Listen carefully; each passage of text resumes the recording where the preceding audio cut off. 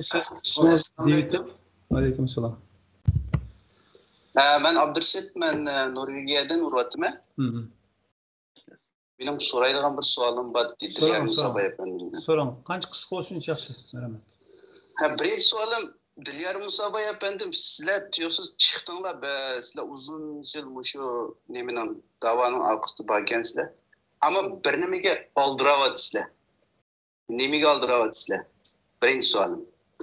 İkinci sualım yakın tarihte şu dünyada bir 3. Dünya uruş partlandı. Üçüncü sualım, bunun hem de doğru hatalığını ne kısmınız oldu. Üçüncü sualım, eğer Xitay 5'e bölünüp kesse, Şərq, Cənub, Qərb, Şimal qılıb, bunun bir parçası biz bolumuz, ama bir merkez Xitay oldu. Şu vaxtıda bu indigenous degan şu sebni bu Xitayla uzundan buyan eğer biz parçalanıp geçip kalsak bularını indigenous kıptırıp kontrol kılımız yana kayıtıdan dep moşunu uzun vakit planlanan bir planı mı bu? Sualım tügüde rahmet. Sizge mi rahmet? Birinci sualı ise bir nesik aldırat ise dedi hakikaten aldıratımız. Aldığımızdaki 4-5 yılın içinde Şərq Türkistan'ın müstakilçileri teyyar buluş lazım. Şu yeni bir alternatif dünya Uyghur kurultayıqa alternatifini düşünürsler mi? Yeni bir tallaş dünyaya. Biz müstakillik alımız, pul ürem sen deyim ben sen meyde çatarımız yok. Abdülümiye demeyimiz dediğim bir küçük çıkıp davanı temponlaştırış gerek. Mesela Tibet'in armiyaları bu puldu kerimdaşlar. Tibet'in askerleri vazir kösanlar heves kılımız emmimiz alanı kösek. Bizim şu yere bir işimiz gerek. O ne bu dünya Uyghur kurultayı kılamaydı. Ve apıramaydı işini. Bakın sıraylıqı binanın tişi pal işçi qalğanlığını körüvatsızlar, davamlıq körüsüzlər. O bizliqi tamam meselemizni tapşıraylı kurultay hemen yapıldı diyen olsak, biz kurultayı yılda $1000 nevet verip, özümüzün işini qağan bulduk. Ama kılanmaydı bular. Bu yerde apıramaydı. Her gün biz pensiyaya çıkıp aldık of, millet yaptı, Suriye'de işte yanmaydı bular. Şunun için yeni bir taraf bölünüp çıkış gerek. Xuddi Tibetlerdinkidek. Tibet Yaşlar Kurultayıdek ve Tibet'in armiyisidek algı kilişimiz gerek. Biz kırgınçılık uçuratımız. Bu erdi gün, bunda bir senaryo, ikinci sualım cevap veriştey. Şunun için biz aldıratımız kardeşim 4-5 yılda. İkinci sualımız dünya vuruş çıkmamda, dünya vuruş çıkmasla mümkün. Çünkü hazır atom yadro bombası var, dünya vuruş çıksa dünya tügeydi o. Ama Xitayning bunda bir avvalı var.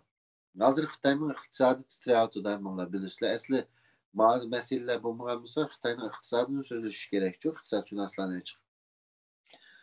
Bu Xitayning iqtisodi titragan vaqtida Xitayning Guangzhou degan Evergrande bu yiqilib qolsa, Xitoyda necha 100 million odamga ta'sir bo'ladi ekan. Shuning uchun Xitoy qanday qilyotdi? Chegarani taqayotdi. Böyle Amerika'nın Lehman Brothers vaqtida banka yıkılgandek iş olup kalsa, neçe 100 milyon adamga ta'sir olsa isyon chiqadi Xitoydan. Şunga hozir Xitoy bütün hamma narsani qiliqsizlar inqilobi davriga qaytaryotdi. Xitoy ishchilikni taqabla o'zining ishchiga bekinib olishi mumkin. Aldığımızdaki şu davalgoçdan o'tkicha. Hamda bu yerda ishchilikka besim agar oradaki çetellerini görüp künü vakan, çetelini görüp bilgen generallar deyimiz, halklar deyimiz, Burunki Kompartiyanın devridikidek minis taqaq emas. Çünkü bunlar içilip kaldı minisi. Şunu bu adamlar çıkıp kalsa, isyan çıkıp kalsa, bunu generallar qanchalik bastıra alışıya bağlı. Eğer generallar bastıranmay kalsa, Xitoyga bir yol kalıdı. Yani bastıranmagdek bo'lib qalsa bir yol kaldı. Onu nima desanlar, Tayvan hücum qilish. Tayvan hücum qilsa, bu ishchida shakllangan kompartiyaga bo'lgan iqtisodning cho'kishiga bo'lgan nafratni tashqi dushmanga burib o'tadi.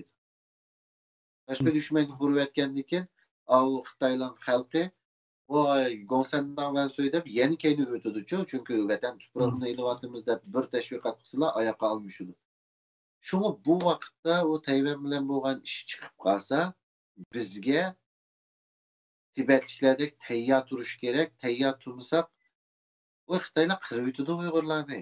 Hozirgidan vahshiy qirib o'tadi.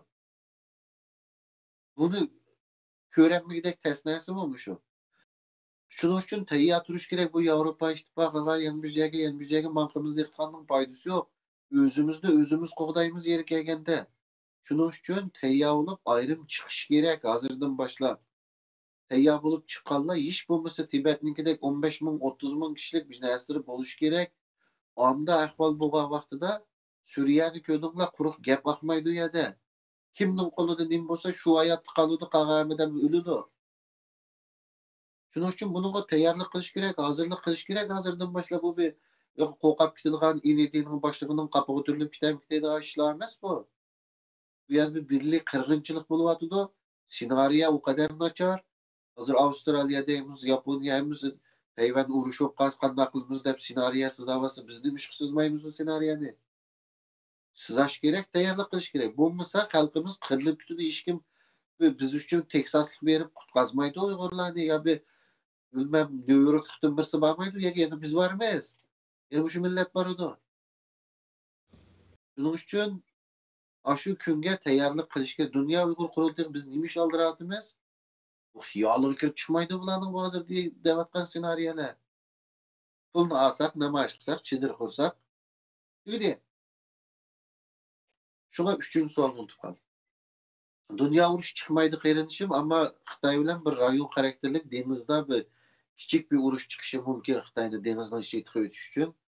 Xitay Tayvan'da ilişka zaten mecbur. Ya bugün alıdı ya 5 yıl dekin ya 10 yıl ya 20 yıl.